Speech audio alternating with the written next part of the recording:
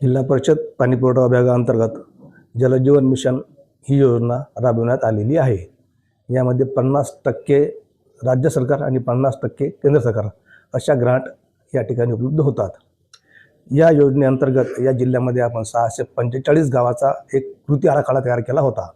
यामध्ये 276 गावामध्ये आपण जुन्या योजना रेट्रोफिटिंग केल्या, म्हणजे जुनी जी योजना होती आपली ती होती 40 लिटर प्रति माणशी आणि 15 वर्ष डिझाईनचं इयर होतं।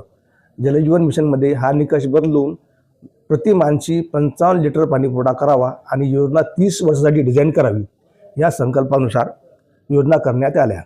यामध्ये रेट्रोफिटिंग म्हणजे जुन्या योजना ज्या 40ने होत्या त्या 15 लिटर वाढून 55 करायच्या, त्या स्कीम म्हणजे रेट्रोफिटिंग। यामध्ये आपल्या जिल्ह्यामध्ये 276 योजना आपण घेतलेल्या होत्या 276 गावात। यापैकी 107 योजना आपल्या आज रोजी पूर्ण झालेल्या आहेत।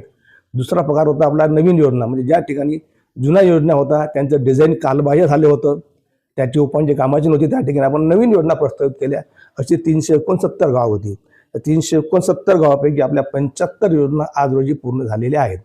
टोटल जिल्ह्याचा आपला आराखडा हा जलजीवन मिशनचा म्हणजे 645 गावाचा आराखडा नियर अबाउट 1300 कोटीचा होता।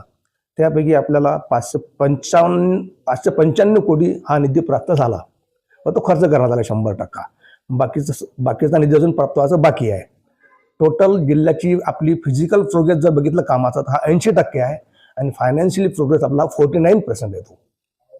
जो निधी याचा होता सेंट्रलकडून स्टेटकडून म्हणजे आपल्या 1300 कोटीचा आपला आराखडा होता, त्यापैकी 600 कोटी आपल्याला अपेक्षित आहे। आज रोजी माझ्याकडे जवळपास 150 कोटीचे बिल माझ्याकडे आज रोजी पेंडिंग आहेत निधी नसल्यामुळे। आपण मागणी आपण केली आहे तर 150 कोटीची केली आहे। हा प्रोजेक्ट कसा तयार पूर्ण होणार होता 2024 पर्यंत, नंतर मग याला केंद्र शासनाने एक्सटेन्शन दिलं 28 पर्यंत। आता मार्च 28 पर्यंत पूर्ण होईल।